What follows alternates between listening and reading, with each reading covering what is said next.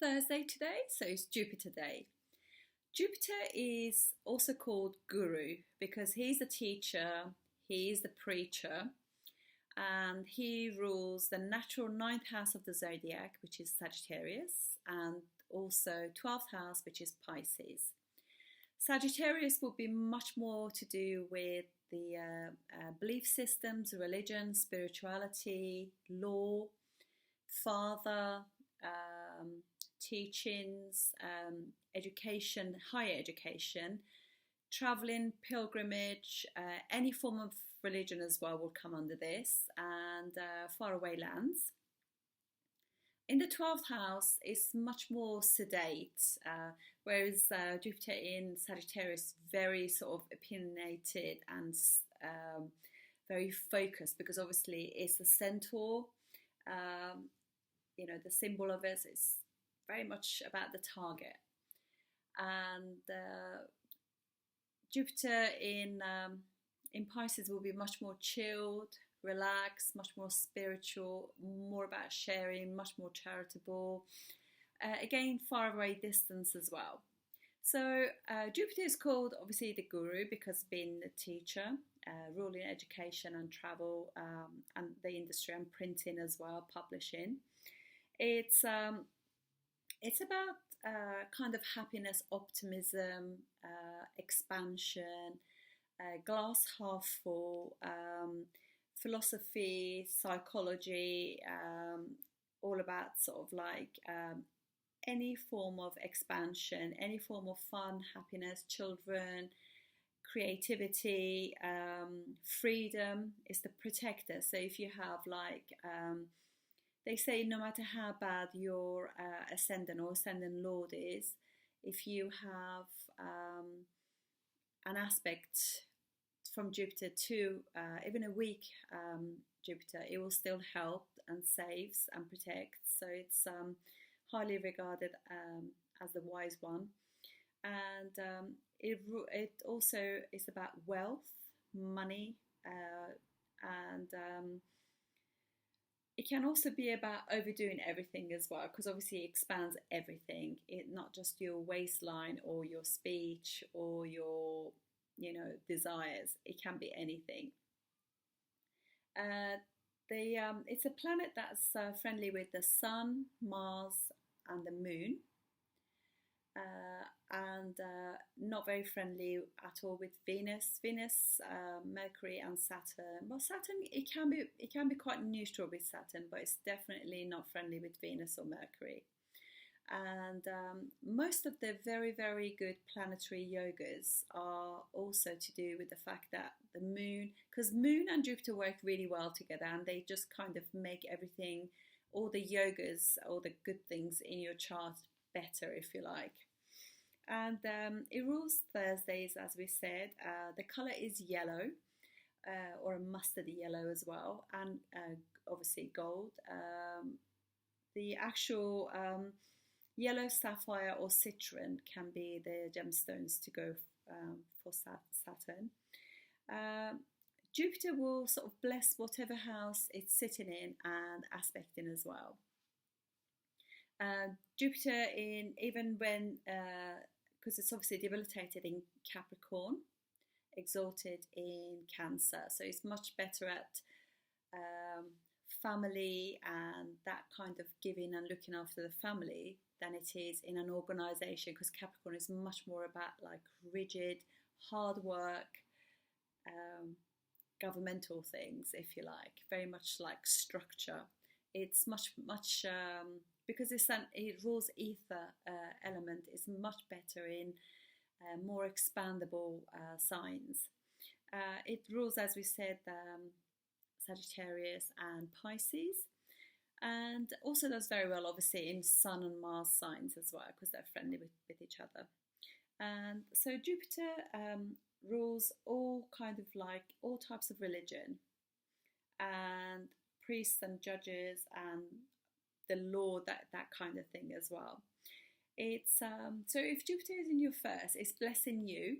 It's blessing obviously looks after you. It can mean that you have got weight issues, so you have to look after your liver and look after your health. It rules liver, and people with Jupiter on their ascendant can actually have this issue as well, because he's just happy and he loves sugar, that taste, the sensory taste. Yeah, so it can actually like damage your damage the liver. In the second house will be like loves the family, has probably got large family, lots of children very close to them, has had like a really nice and supportive sort of like upbringing and early education, family education. So it does really well in the second house. In the third house, it just means that you're really loving towards your siblings, your friends, your colleagues, and have probably got lots of interests, very creative. In the fourth house means that the mother is really open-hearted, happy and generous, because it rules generosity, likes to give. In the fifth house, well, it's the karaka or significator for fifth house, which is children. So it doesn't do terribly well there. But it can kind of, it doesn't sort of deny your children, but it just means that you have to kind of like, you don't have children particularly at an early age or something. I mean, it depends on so many different things, but that's generally Jupiter on the thing. But it could also mean that you don't have that many children. And Jupiter in the sixth house, you probably don't have any enemies. People just find you easy to work with, and but obviously it can be a little bit sort of, Jupiter can be lazy, so it can be a little bit lazy about the daily routine, and but it would do a lot of service for other people. It'd be very generous, very generous hearted. Jupiter in the seventh is not the greatest thing, because obviously he's the preacher in the seventh house, but it can give you more than one marriage. And Jupiter in the eighth, great for lottery wins, inheritance, tax rebates, things like that. And obviously great for astrology. In the ninth house means the father is larger than life personality. In the 10th house, it can give you success in your success, fame, and particularly if it's in good condition at work. And in the 11th house, you'll have lots of friends.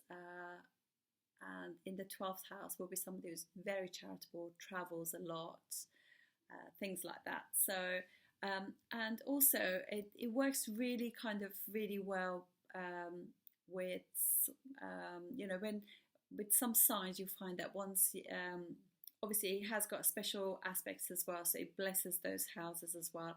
I will come to that because I will do videos for that too.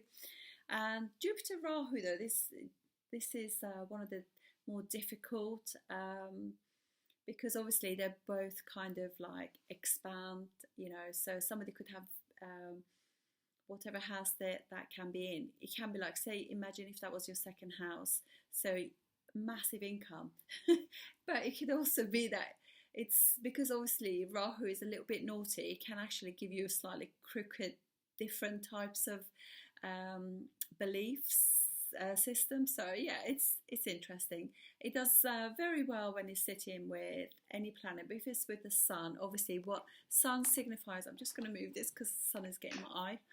Funny we're talking about the sun, but when it's with the sun, because sun is the significator of your soul, it protects your soul, and you find that you're quite lucky. Actually, Jupiter just makes you feel lucky.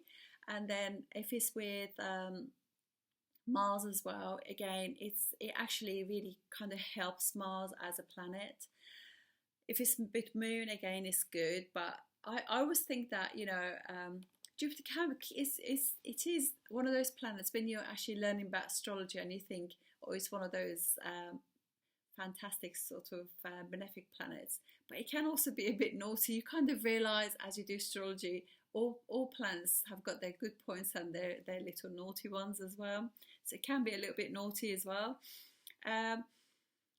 With Mercury, they're not friendly with each other, so they don't sit next to each other very well because they have different agendas and everything. One is more spiritual, Jupiter being spiritual, and Mercury is also very much into intellect, and that's why it's actually debilitated in Pisces, sign of Jupiter. So there's a little bit of a gender issue there, but generally they're both quite benefic. They, you know, one of them rules long distance travel, one short distance travel. Somebody with this will be traveling and teaching as well. Somebody with Jupiter, Venus, again, they're not friendly towards each other. They're both teachers, but whereas Jupiter can be judgmental, whereas Venus is very giving. So they got different agenda, if you like, but they're both teachers and they're great benefics as well. Just trying to, Jupiter, Saturn. Jupiter really helps Saturn because Saturn always sees the lack, so glass half full, and Jupiter is glass half. Saturn is glass half empty. Jupiter is glass half full. So they help each other out, even though really that's kind of Saturn kind of dries out anything that sits next to. So that, I think, is about it. So the mantra for it will be Om Nam Guru Namaha, and to pay homage to it, you could actually wear yellow or gold. Not that this is gold, but gold color on a Thursday. So that's it, and I shall see you on the next one. Thank you very much.